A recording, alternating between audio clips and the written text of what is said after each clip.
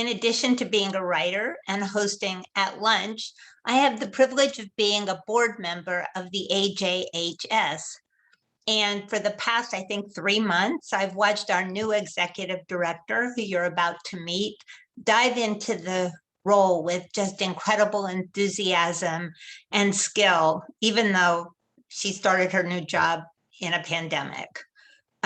Today, you're going to have a chance to meet Gemma Birnbaum, who's an incredible person, scholar, and leader. She's a New Yorker, but she spent the last many years in New Orleans, where she received a master's degree in history of labor and civil rights from Tulane University. And she has been spending the last 10 years at the National WWII Museum in New Orleans. We're going to talk about her work there. She got her undergraduate degree here at NYU, and I'm so thrilled to introduce her to you all today. So Gemma, you grew up in Queens, but for the last decade, you've been living in New Orleans, working at the National WWII Museum. What was it that made you decide to come home? I have all these answers. Bagels is probably one. It's really hard to get, kosher food in New Orleans. Shout out to the Kosher Cajun for being the one option that we have.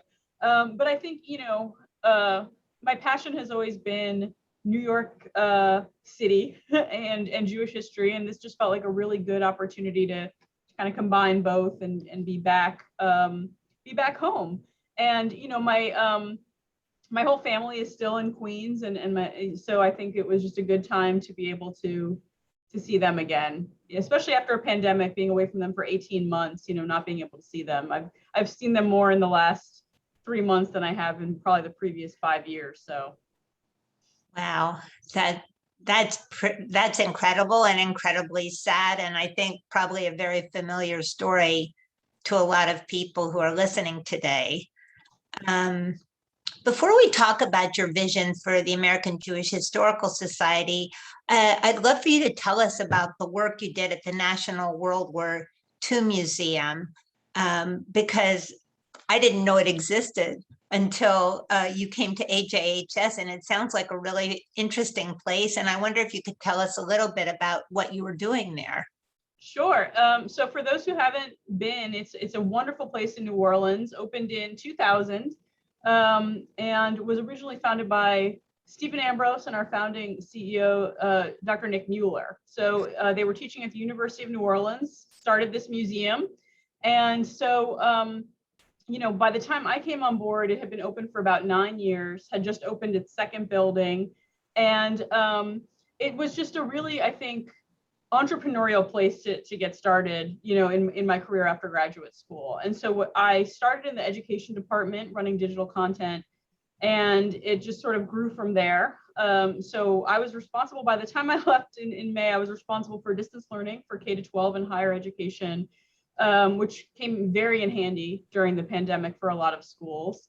We had a fully online master's degree with Arizona State University, if anybody's interested in a World War II studies degree. And we also, my team also ran digital historical content, podcasting, documentary film, interpretation, and guided tours and things like that throughout the museum, which of course, were suspended during the pandemic and are hopefully coming back soon. And when I left, they were in the final stages of scripting the final pavilion. So, this tells the American experience of World War II. And the final building, the Liberation Pavilion, was one of the things I was working on, and that will be the sort of immediate post-war civil rights movement, the women's movement, the Nuremberg and Tokyo trials, those kinds of things. So it's going to go beyond 1945, and just a wonderful place with wonderful people. And I would suggest anybody go visit if they're ever in New Orleans. Yeah, no, I have a great fascination with World War II. So I admit, when I heard that was part of your background, I thought, wow, that's great. But having said that, these are two museums. Well, this is a research organization, that's a museum, but they have somewhat different missions, certainly different audiences, and yet they have a common theme, which is history. And so I just wonder if you could tell us, what is it that kind of awakened your own passion for history? What is it that drew you to this profession? Well, it's such an interesting question because I think everybody in this field has such a different answer. I didn't really know anything else. I started reading history books when I was, in kindergarten, and those were sort of the ones I gravitated to. And I never really deviated from that. And I was lucky enough, growing up in New York City, we had the Gilder Lehrman Institute right here, had a high school. And so when I was in middle school and I was figuring out where I was going to go to high school, I found out about this new high school that was going to teach teenagers essentially how to be historians. It still exists today. It's in Long Island City, Queens.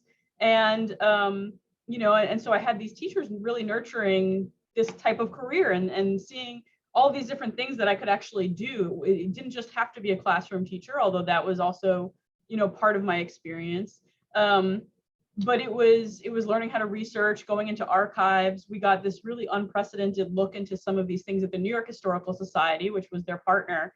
And so, I left that experience thinking like, that's it.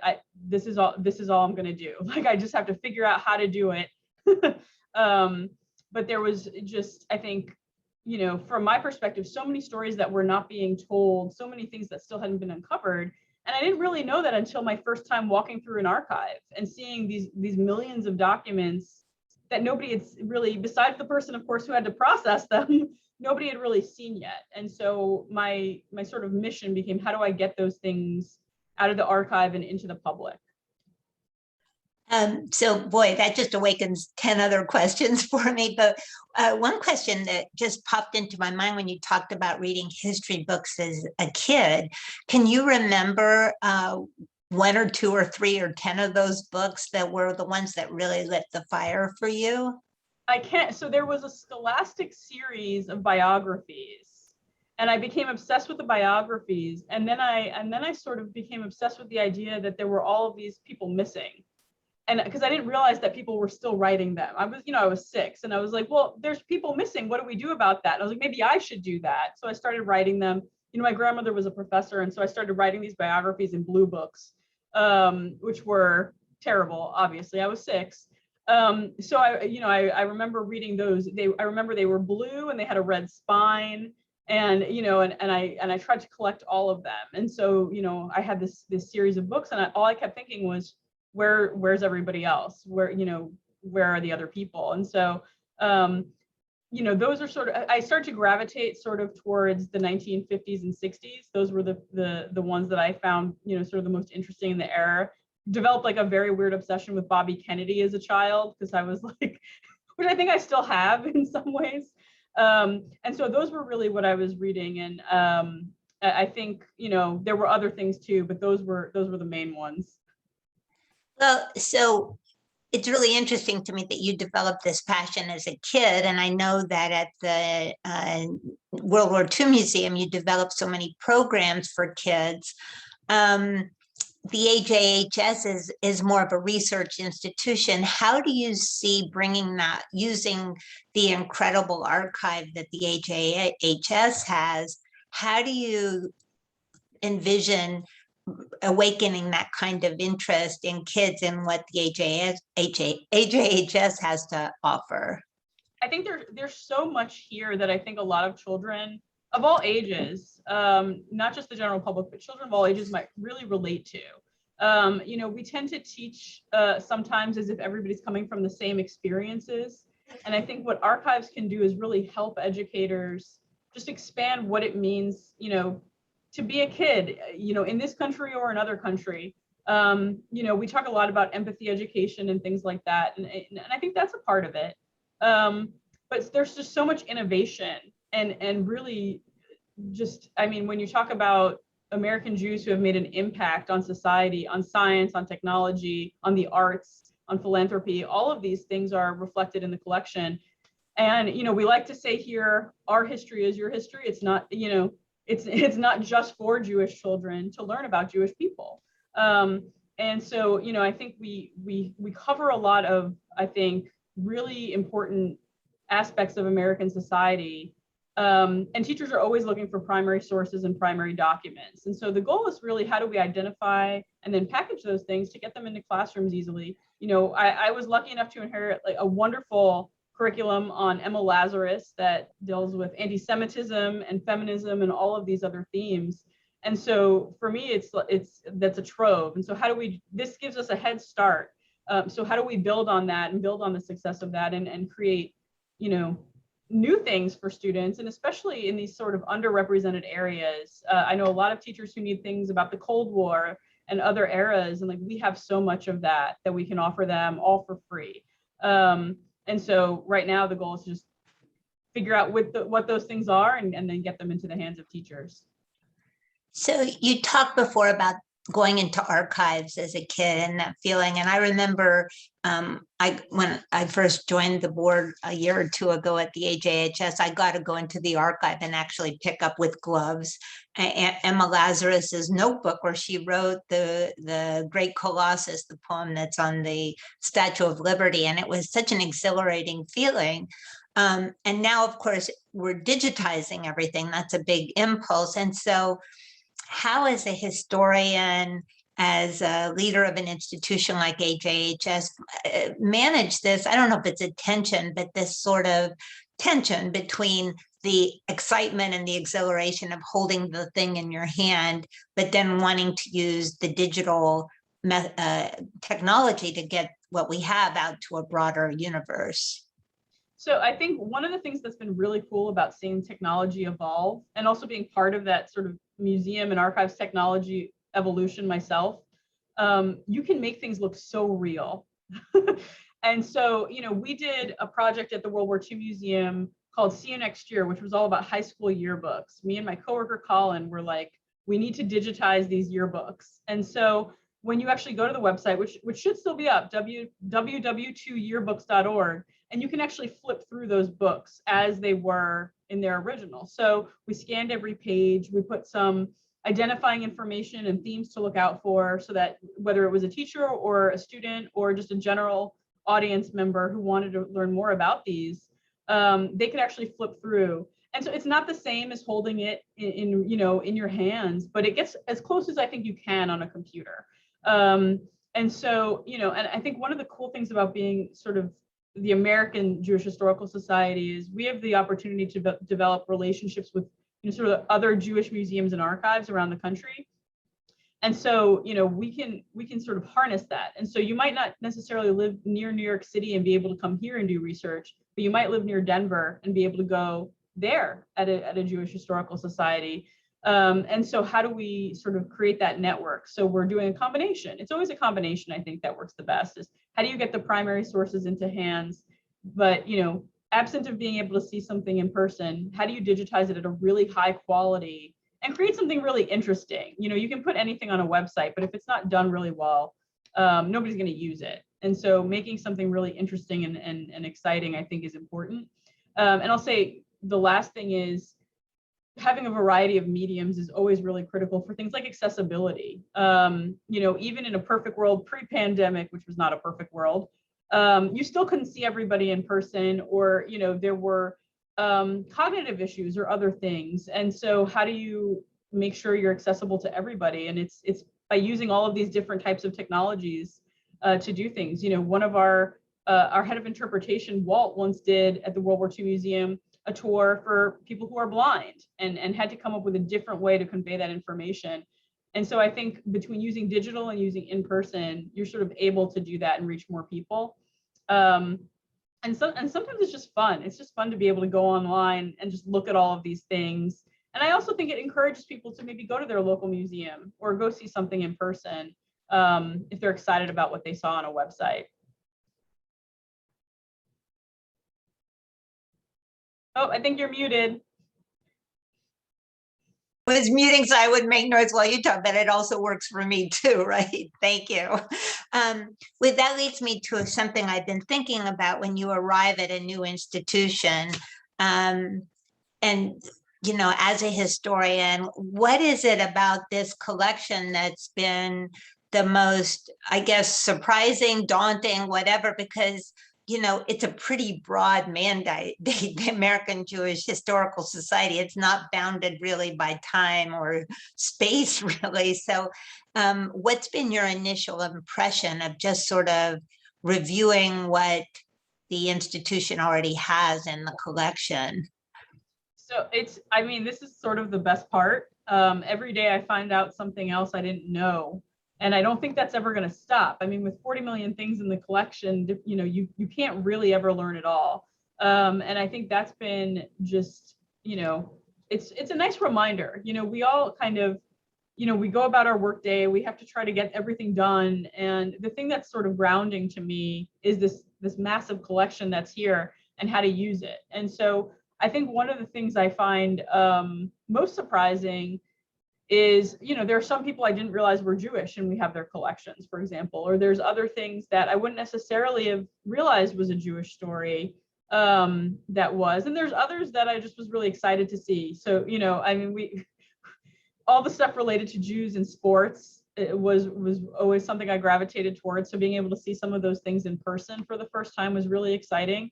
Seeing, Sandy Koufax's, away game jersey, very carefully folded in that box, and having our director of collections, Melanie, take that out of the box. I was like, whew, and things like that. And so I tend to look for what I think will inspire people. I think we've all had a lot of just sort of unrelenting bad news and trauma and grief, and especially for the last 18 months. And so where are the things that we can pull out of our collection that will, make people happy or give them, sort of hope that bad things do eventually come to an end.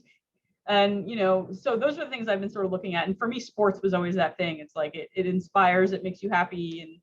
And, so seeing that jersey, which was just last week, I was like, I can't believe I get to work here. Well, that's another interesting question. Like how much of, I think you think of archive, you mostly think of papers, but you're talking jerseys. Yeah. How much actual stuff is there, like tangible stuff besides papers?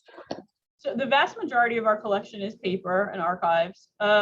We do have what is sort of called the museum collection. And so there are objects. It's not a ton, especially compared to coming from a museum where there were tanks and that was part of your collection. So it's a different world. But we do have, especially if they're related to another collection that's on paper, we do have a lot of objects. And I think there's really interesting, ephemera and other things that are upstairs in our stacks that we hope to be able to digitize and, sort of three-dimensionally and be able to make accessible to people. But most of the collection are those documents. It's probably a good thing from a storage facility point of view. As you're talking, I'm thinking about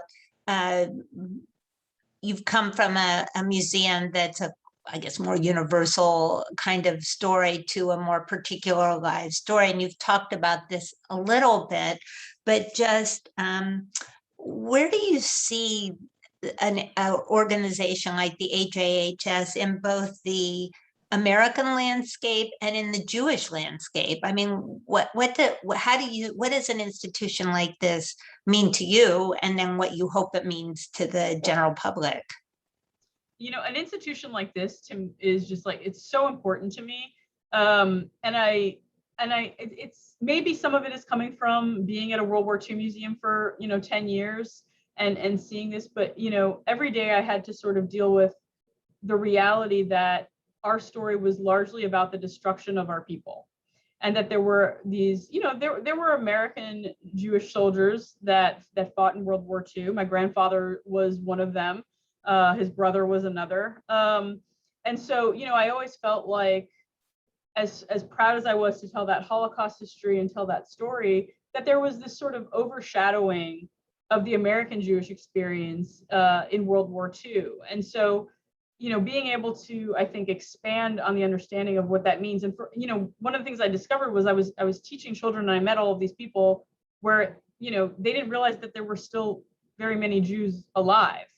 It was as if the Holocaust had made us extinct. And so, that's because they hadn't met one. When I was teaching in rural Arkansas, there were no Jewish people besides me. And so it felt really important to be able to tell some of those other stories that it's not that, the Anne Franks of the world are not important to remember and to talk about, but for a lot of children and some adults, this was all they were learning about the Jewish experience. And so having this, this ethnic archive of hundreds of years of documents and objects and things that show this much more complete picture, I think is so critical. And it's so important for just so many different reasons. But, cultural objects are part of our survival. And so how do we kind of show those to people and make people understand, this is what Jewish life is. And I think for fellow Jewish people, being able to hear more about their own history and understanding in a more complete way. It took me, I think, one of the things that was really embarrassing as a child is I thought everybody lived in New York until I was like 7, because that was all I had really seen. And then we went on vacation and suddenly I realized there were people and cities elsewhere. And so, how do we get people out of their own comfort zones and learning about more? And I think that's what's so cool about the fact that it's not just the New York Jewish Historical Society, it is the American. And we have collections from all over the country that represent all these different kinds of people, different sects, different ethnicities, all Jewish, but that's the unifying factor, but they come from all of these different geographies and these different types of families. And so my goal is to really show as much of that as possible and make people who might be, who might be in a place where there aren't a lot of other Jewish people, make them, sort of not feel, I felt very alone when I was in places where I was the only Jewish person. And I think if I had known about, an archive that could show me other things and provide content for me, I would have been really excited. Yeah, I mean, that's really interesting for me because I actually grew up someplace where there were no Jews, and my parents were Holocaust survivors. So literally the only people I knew who were Jews were our relatives who were foreigners or who were Holocaust survivors. And I think that's probably one of the things that drew me to the American Jewish Historical Society, because to me, American Jews were aliens. But that's what my children are. So it's, and I am too. So I think I love the way that you've characterized it. Is there any kind of, what's the relationship of the organization to synagogues, to the Jewish religion? Because it was interesting, you said this is an ethnic museum, and that's true, but I think a lot of people think of Jewish as a religion. So where does the museum fall in sort of that line? That's a really good question. And it's actually something I was thinking about when I was at synagogue over the high holidays, and for the first time in a while because of the pandemic, and I was not a regular goer as really until I was in New Orleans, and there weren't that many of us, and I needed to find a community, 8,000 strong, and I think out of 800,000 people, it's pretty small, and so that's something I've been thinking about wanting to sort of strengthen. I think predecessors that I've had here, our former executive directors, have done a really good job of trying to incorporate the community, at least locally.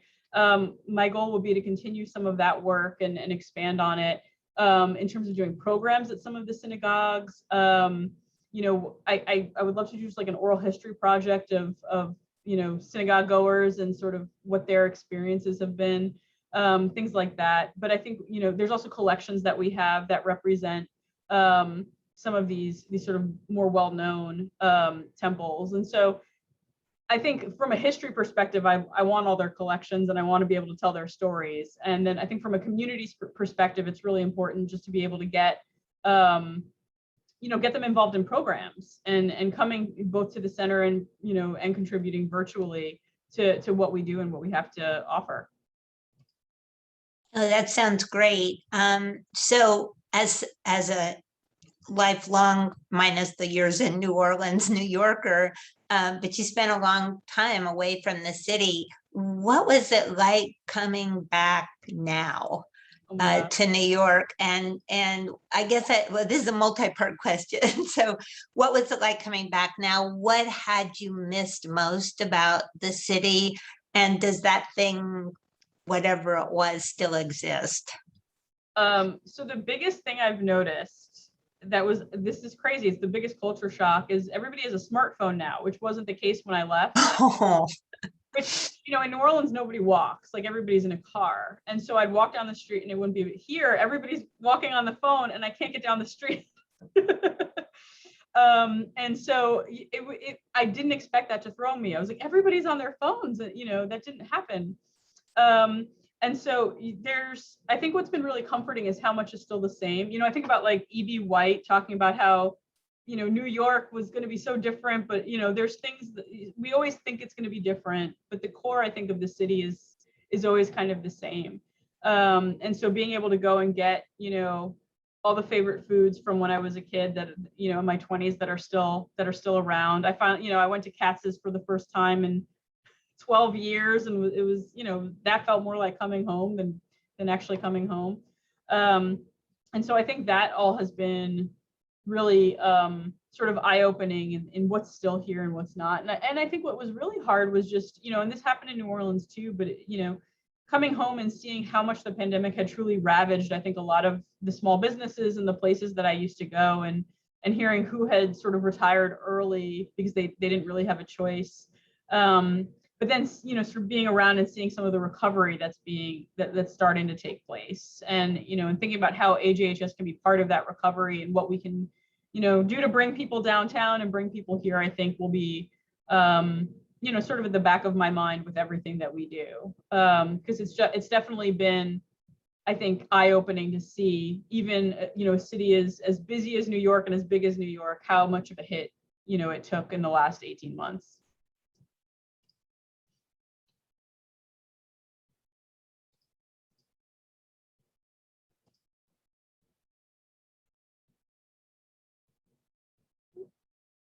Are you muted? I was looking at some of the questions in the chats, but they're really more like commentaries. But here, I want to make sure before I go on that I get the questions from the audience. So this is a question asking, is the Jewish contribution to the American World War II effort within the AJHS collection? And if not, is that something you plan to work on? The answer is yes and yes. So there is a fair amount that's already in the collection, including war records and other things. And so I don't know how many people are aware of this. If you try to do any research on World War II in your family service, you may hit a dead end, largely because of this fire at the National Archives in St. Louis in the 1970s. And so a huge percentage of essentially these records was destroyed in the fire, some of which NARA, the National Archives, is still attempting to actually put back together. And of those that were destroyed, a significant number were the World War II records. And so one of the things that we have in our collection are some of these other types of records that can help people find service of their family members, which I think is very cool, largely because of this sort of tragedy that happened at the National Archives.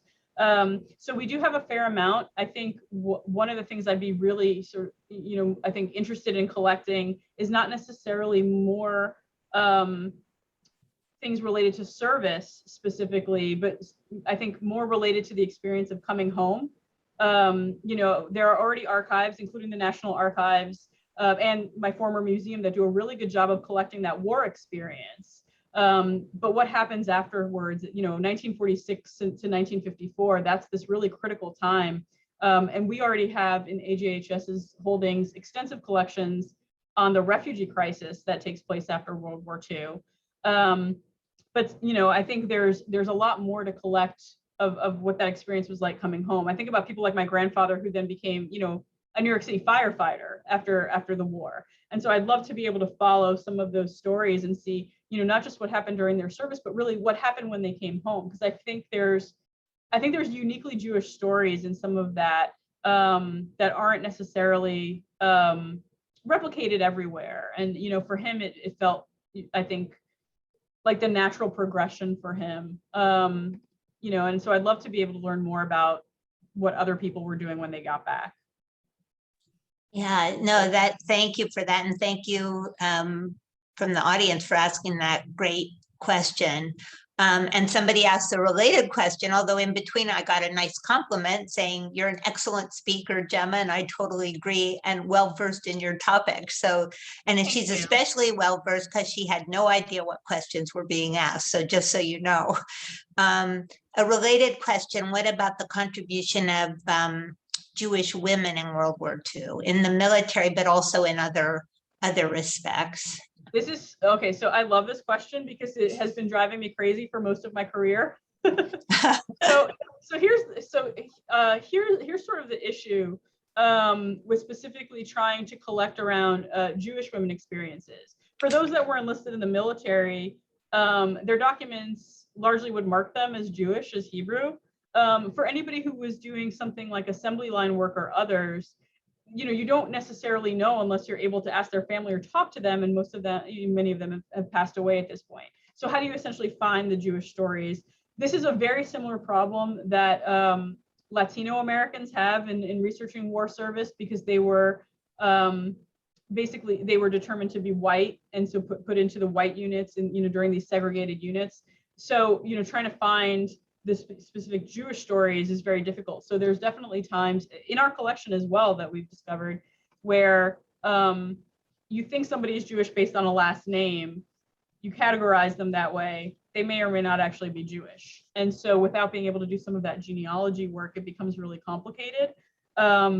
That said, I kind of want to do a program on this now, because I think that would be a really interesting topic to drill down on. And I think I know a perfect person who could do it. So maybe look out for At Lunch with Julie Salamon with a computer in a couple of months. Well, you know, Gemma, it's interesting as you're talking. I was just thinking of two friends of mine whose mothers were, what were they, Waves or Wax or whatever that military unit was. I don't know, they wouldn't be in your archive necessarily, but it's just a part of people's family story. And how do you distill that out? Really interesting. Thank you. So I told you, so I almost forgot the most important question. So you had to make this adjustment from moving from New Orleans to New York, but so did Boggle, your dog.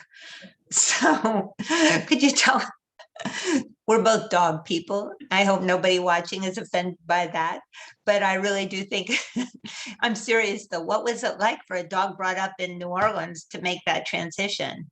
And so, is Boggle Jewish? So Boggle is multi-faith. She actually, so I got her in 2018 after Hurricane Maria. And so she was part of a rescue effort to find abandoned animals after the storm in Puerto Rico, when many people either had to surrender their animals or otherwise couldn't take care of them. And so she actually lived in Puerto Rico for the first 7 years of her life. Then she was in Florida, and then she got to me. So she's very cosmopolitan. So I think she responds to commands in Spanish and English. And she, I think she adapted better than I did. She kind of got out of the car and immediately took to our neighborhood. She's I think a miracle. I think we all kind of learn from our dogs as much as I think we teach them. And she taught me a lot of resilience because she definitely had been through a lot. I can't walk down the street without somebody telling me that she's limping, and I have to tell them, I know it's permanent. She was injured during a hurricane.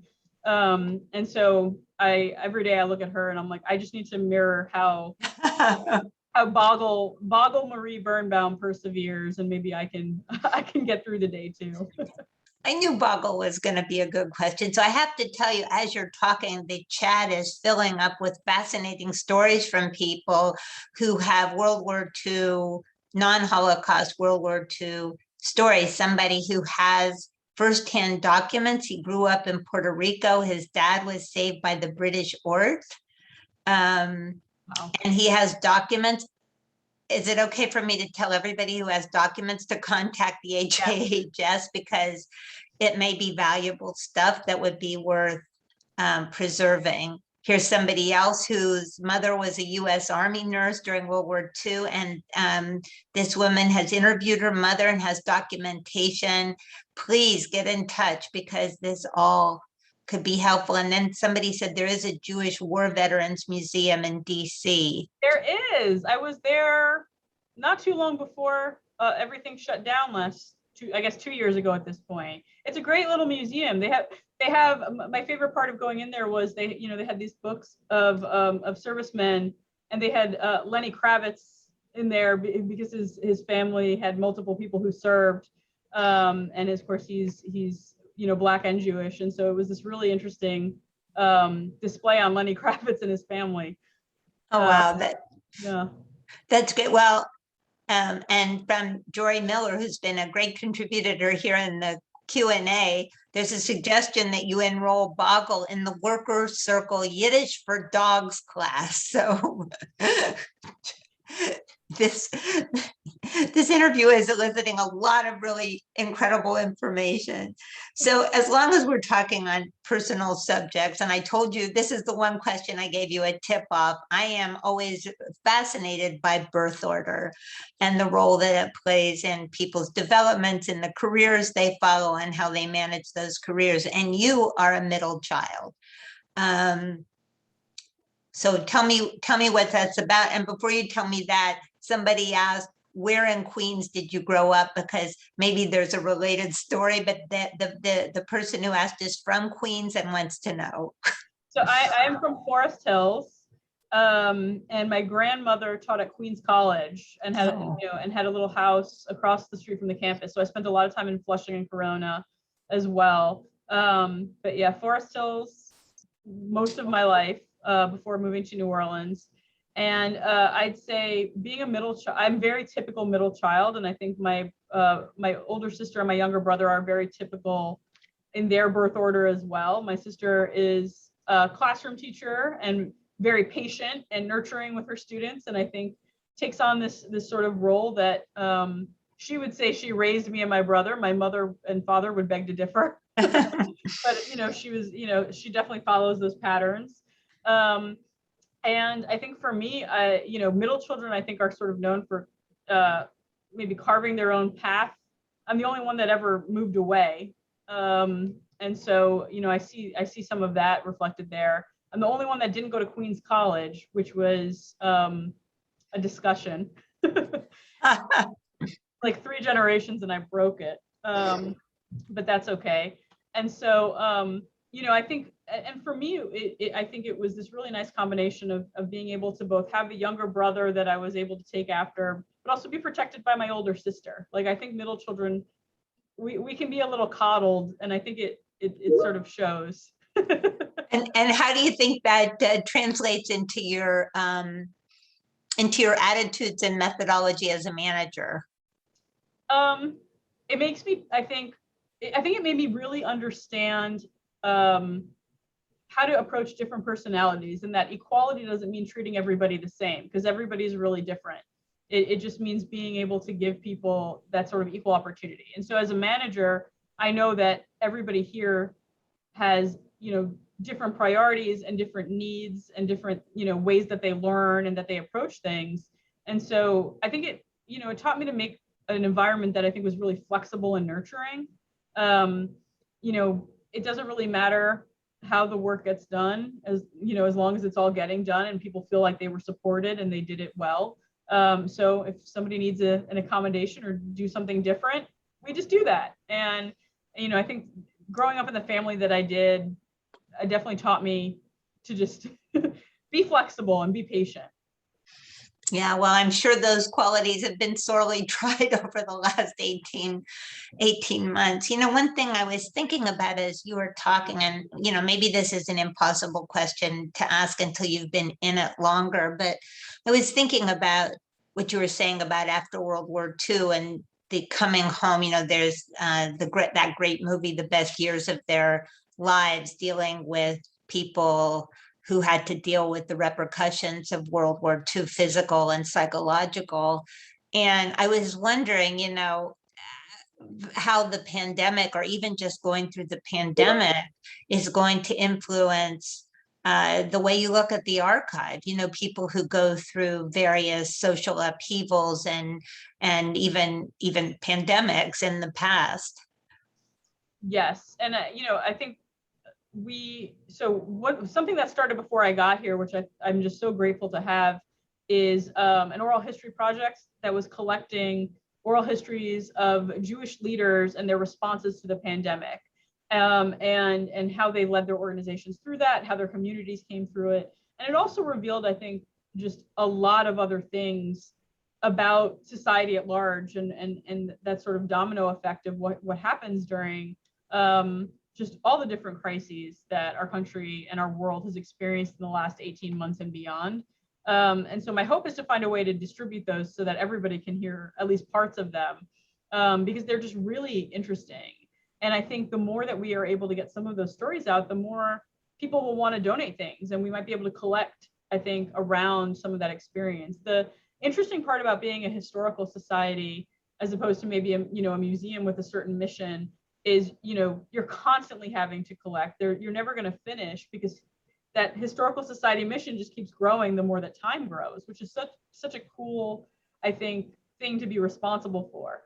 So you have to have some, you know, sort of prescience and be able to predict like when you're in that historical moment and when you need to collect. And so, you know, we start with these oral histories that have been conducted, and, you know, where do we go from there, and what else can we sort of do in this time to make sure that this is chronicled, and that the American Jewish experience in the last 18 months is sufficiently chronicled here at the Society. Because 50 years from now, I guarantee people are going to be writing books about what we all just went through. They're going to be teaching it in school, the same way that the 1918 flu, you know, has to be taught, and should be taught. And so how do we collect to make sure that they can do their jobs in 50 years or 100 years from now? And I think that's true for everything we do, not just the more recent times, but I think it's especially true recently. Thank you. So we just have a few minutes left. I can't believe how fast this has gone by. This is maybe a personal question about the opening up of the building. I love the building that we're in.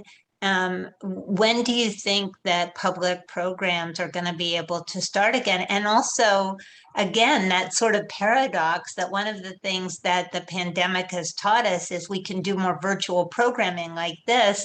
And so not only are the people, what we've been finding even with these podcasts, and I think the other programs that have been for scholars and for the general public, is that X number of people may come to them, and then many, many more people can see them afterwards. So what is your thought on the future of in-person programming?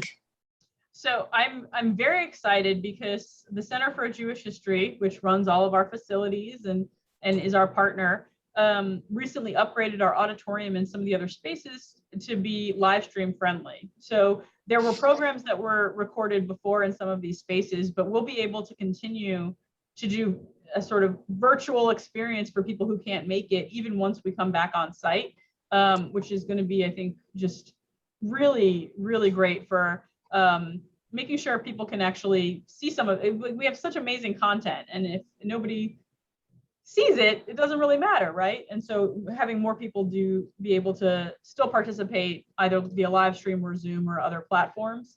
I'd say, kind of like other cultural institutions, we're sort of struggling with when that will be. When I first left New Orleans, the hope was by October we'd have on-site programs. Not going to happen by October, because that's tomorrow. But I think what we're looking at is probably in the new year. So at the start of 2022, being able to have programs on site again. We have a couple in development right now. I don't want to spoil too much. One of which would be related to Jewish service during multiple wars, not just World War II. So hopefully we can see many of you in January and beyond, but we'll see. That's great. Well, this has been so great, Gemma. I personally have really enjoyed the chance just to learn more about you and your thought process. And before we wrap it up, Is there anything I forgot to ask you or that you'd like to convey to people? We have a lot of people here who are super interested in what's going on, and you've got them here. So if there's anything else you'd like to say, this is your chance. Well, I just say I love the conversation happening in the chat. And so I have read Dara Horn's book. It's very good. So I recommend picking it up if you haven't read it yet. Please reach out to us if you do have anything that you think, maybe of value to us that we can add to our collection, or just want to reach out. Please do at info@ajhs.org, and we'll be happy to communicate with all of you. That's great. Well, I'm so thrilled that you are here and working with on behalf of this important piece of American and Jewish history. So thank you so much, Gemma. Thank you. It was great to see you. Great to see you.